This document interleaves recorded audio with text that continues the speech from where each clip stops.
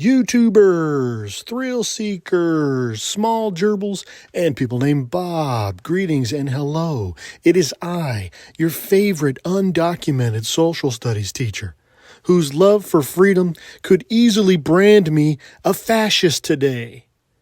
Ironically, by those who know nothing about fascism. Mr. Palumbo, and this is the Professor Liberty Podcast. Thank you for tuning in, folks. I know it's been a long time since my last episode. It's just, things just got away from me, but here we are. If you'd like to email the show, the email is professorliberty1776@gmail.com. I got to check those emails. Please send me your questions, your comments, your concerns, your ideas, your criticisms, whatever.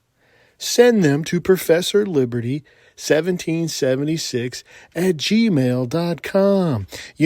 Criticisms are the easy one. I really get a lot of those, actually, Mr. Palumbo. Do you guys get that? Like I told you, my expertise is just enough to make things interesting. But I get a lot of, actually, Mr. Palumbo, did you know? Actually, Mr. Palumbo. Anyway, I either get that or I get the smiley face emoji. We've talked about that in the past. I guess the smiley face emoji is the counter to any intelligent discussion. So today we're going to discuss on this podcast something very risky.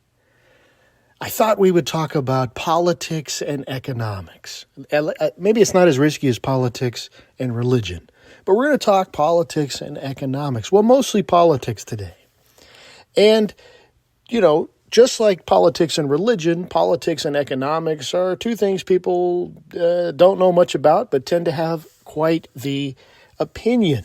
Politics and economics, two things that should go hand in hand. In Europe, politics and economics are one school. So if you go to school, university in, say, England, their school of economics is with their school of politics, political science. Here in the United States, politics is political science, and a lot of times economics is in the business school.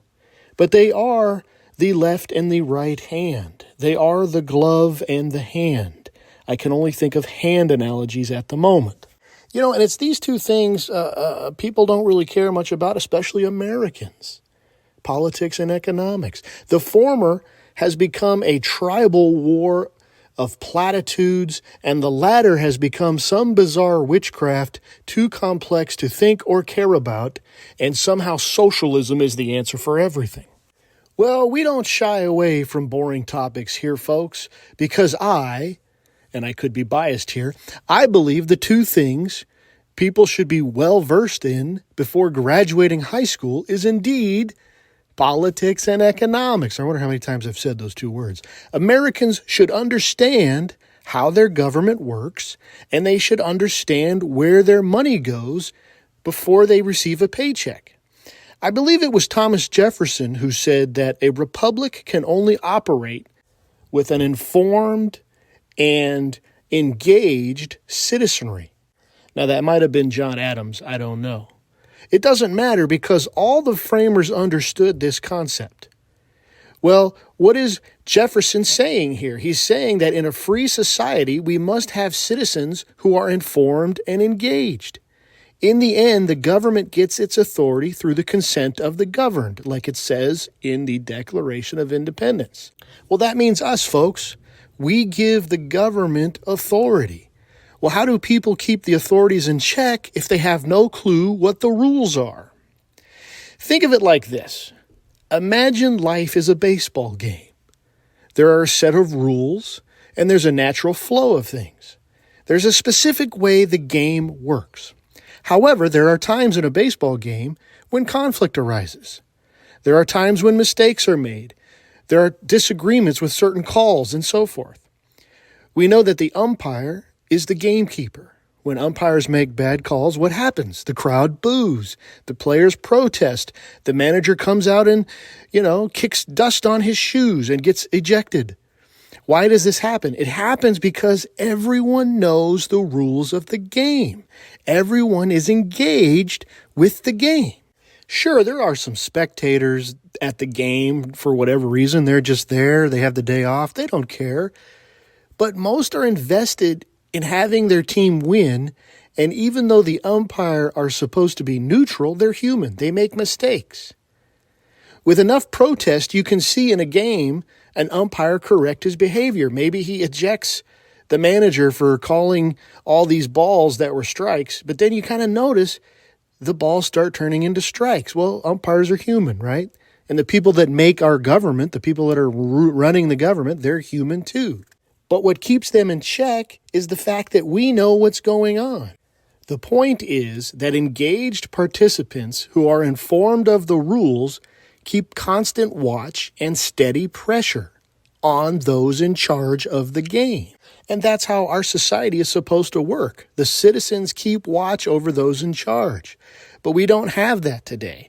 More and more, we have a large swath of the population not engaged. And they're ignorant to how all of this is supposed to work. The result of this is less sincere and a more chaotic political atmosphere.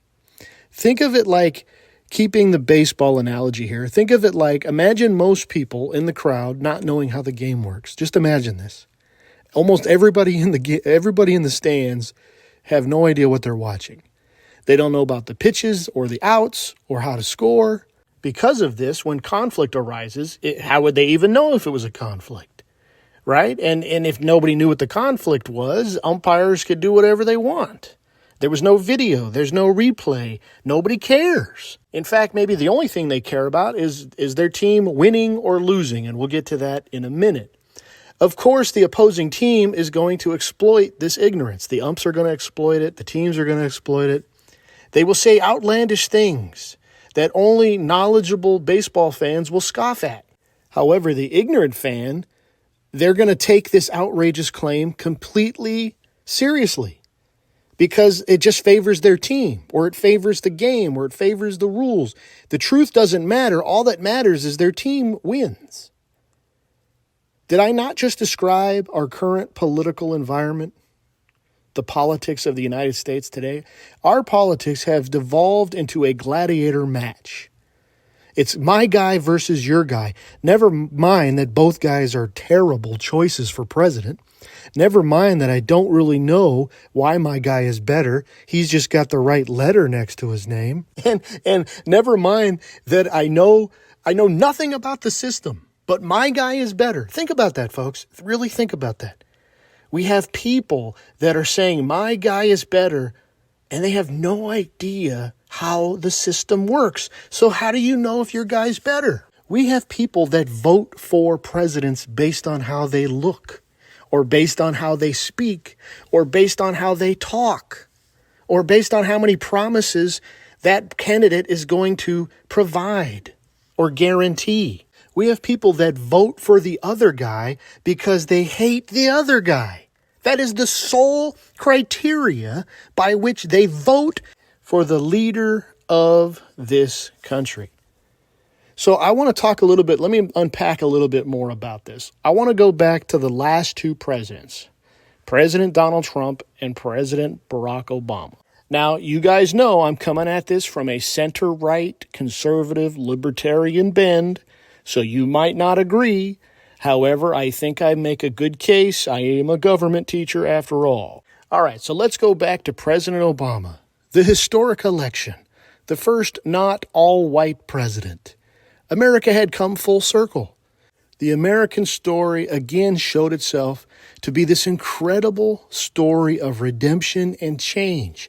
In just 50 years, the United States went from a segregated nation to a nation that voted for a candidate that was half black. How incredible is that? Most people don't realize for Barack Obama to become president, that means he got a majority of white people votes. Is that the narrative offered to the ignorant masses? Nope. Somehow, after voting for the first black president, the country was more racist than ever. And other than his appearance, What set Barack Obama apart? What communicated to the public that he was qualified to be president? His background is still shrouded in mystery for the most part. He was only in the Senate for half his term before deciding to run for president. He had no major legislation tied to him. While in the Illinois Senate, he voted present most of the time. The guy was a mystery. And yet he became president of the United States of America. Okay, so let's go back to the baseball analogy. Imagine putting an unknown pitcher in the game during the World Series. Who would do that? It's the ninth inning.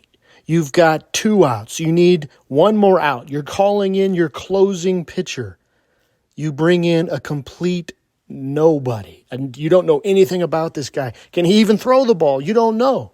Nobody would do that. But here we are giving someone we don't know incredible power and influence. Why? He wasn't white. The color of your skin, being black, being white, has nothing to do. It has no bearing on somebody's leadership or executive skills. Speaking of executive skills, this is why most of the time we vote for governors, because governors are executives of a state.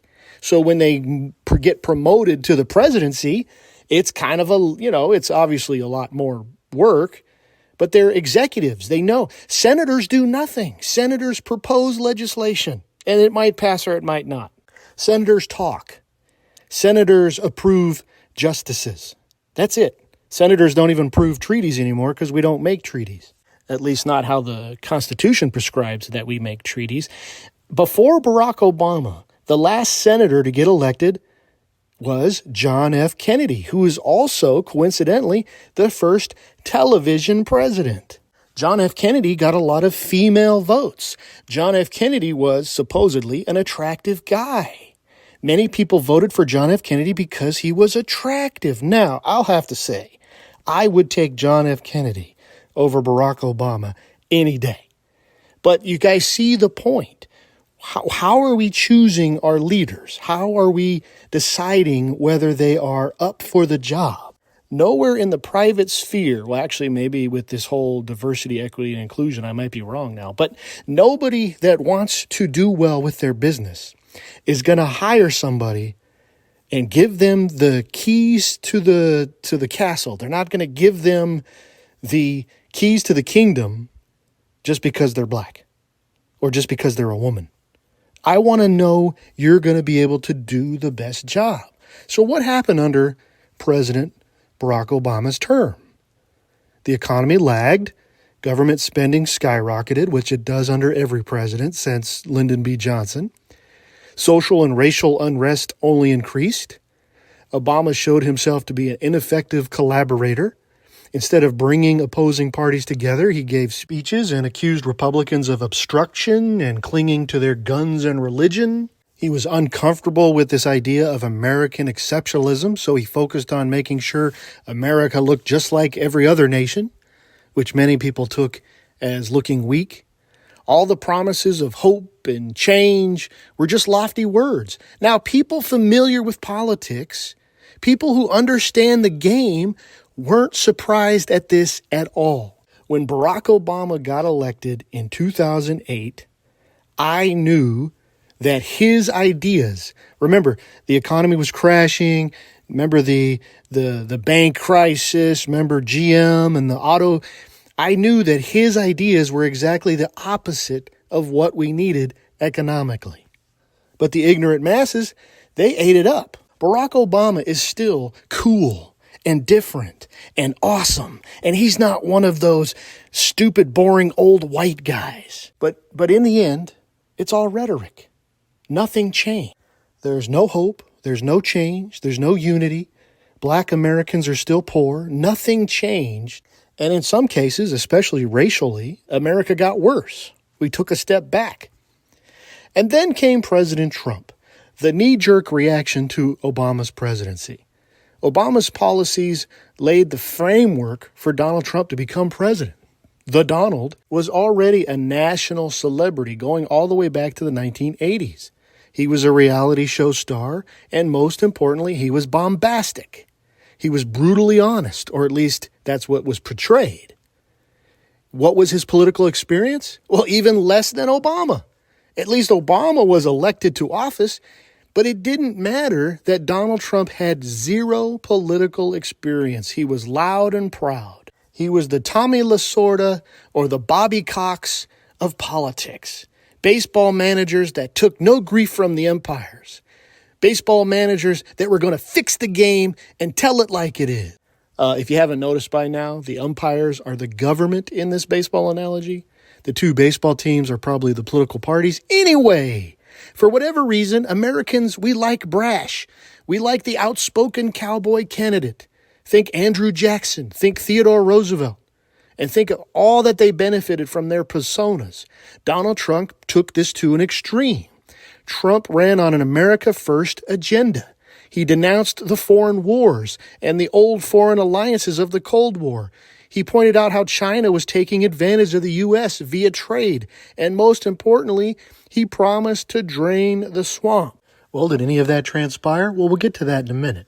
I do want to throw a small anecdote in here for a moment. I knew back in 2016 Trump was going to win. I still remember this to this day when I saw Hillary Clinton campaigning in deep blue Michigan. I remember it was like the 11th hour of the campaign and Hillary was in Michigan. I'm like, she doesn't have that on lock. And then I just knew Trump was going to win. Democrats don't campaign in Michigan. Why is she there? So how did Trump do as president? Well, the most positive actions he took as president, in my humble opinion, was nominating conservative Supreme Court justices. With how powerful the Supreme Court is today, that was a win. And cutting government regulation. I've often theorized that it's probably this second action, the cutting of regulation, was probably the most important thing he did. And it almost instantly spurred the economy. Go back and look at the graphs. Like I said earlier, the economy under Obama just lagged and lagged. Of course, the media and the administration kept saying how good it's going to get. And as soon as he leaves, it just skyrockets. So many investors were sitting on their money during the oppressive economic Obama years. And just like that transition from Carter to Reagan, once those regulatory shackles were taken off, millions of people put their money back into the economy, buying, selling, trading, investing. Another good thing was probably Trump's foreign policy. Even though he was very bombastic, he was actually a president of peace and negotiation and diplomacy. There was peace in the Middle East with the Abraham Accords. There was talk with North Korea, something presidents from both parties refused to do. He spoke with the dictator in North Korea. And I guess maybe an honorable mention would be the tax cuts, but that's a mixed bag. Why is that a mixed bag? Well, a lot of the tax cuts expire soon, so what's the point? Short-term tax cuts do spur short-term growth. So what about the bad? Well, he promised to get out of Afghanistan, and we didn't. He didn't drain the swamp. The federal government grew just as much under, and in some cases more, under Trump than did Obama. Spending was not cut. Some better trade deals were negotiated, but not much. He didn't build the wall. Mr. Palumbo, hey, this is the first time I've done a conservative mocking. Mr. Palumbo, he built the wall. No, he didn't. The wall, there's holes in the wall. If you haven't noticed, go look at the news. Thousands of people pouring over. So he didn't build the entire wall. That was one of his promises. And what about China? He did try to go toe-to-toe with China, but I would say China won. Now, obviously, the current administration is not going to hold China accountable for anything. China's got a lot of money in a lot of politicians' pockets. That's all I'm going to say about that. But what about the lockdowns? That happened under Trump. What about the vaccines? That happened under Trump.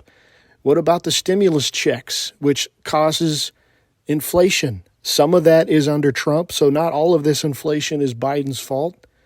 And like I said, the swamp wasn't drained. In fact, if you're paying attention, go back and rewind the tape. The swamp beat Trump not the other way around. The swamp spied on his campaign. The swamp made up scandals during his presidency. The swamp leaked his phone calls. The swamp frustrated his policies. The swamp impeached him twice. The swamp used the pandemic as an excuse to change election laws to push him out of office. Even now, the swamp is harassing him with indictments after he's been removed. If anybody is objectively looking at the score sheet, the swamp is kicking Trump's butt. But yet you see all of these Trump worshipers on social media saying, he is the only one that can save the country. It's incredible. The swamp ran circles around him. What makes people think that if he were to be elected, it wouldn't happen again? Well, they're not thinking. They don't know the rules of the game. People don't know how our government works. They don't understand the politics. And so they just want their team to win. Interestingly enough, these same people are the ones that expect the umpires to call the game fairly. I think we can put the idea to bed, ladies and gentlemen. If anything, the current prosecution of Trump and his handling of secret documents and all these other things is proof that the game is slanted. For the most part, the umpires help one team while ignoring the other. So that's where we are, folks. We're living in a baseball game. But this game, most of the crowd have no clue what the rules are. Most of the crowd are on their phones, posting to TikTok, or they're at the game while they're not even watching the game. We have a baseball game overseen by umpires who are only concerned about appearing like they're neutral. But they call balls for one team and strikes for another. We have two teams that are both terrible. Remember, these are the political parties. The crowd overlooks their team's blemishes and points out all the bad things of the other team. All that matters is that their team wins, even with both teams chipping away at the foundation of our country and our freedoms. We vote Republican, we vote Democrat, we listen to all the talking points, and the only thing that changes is the guy in the Oval Office. The government still grows, our freedoms still shrink, and less people understand how the game works. How long can a game like that last? Here at Professor Liberty, we seek to educate, inspire, and restore. If you like this podcast, please go to Apple iTunes and give me a 5-star rating. You can also hit us up on Facebook and Twitter, or I guess it's called X now. If you'd like to look at some activities and lessons, go to teacherpayteacher.com and look at Professor Liberty for anything for homeschooling or for your social studies needs. Until next time, go throughout the land and proclaim liberty.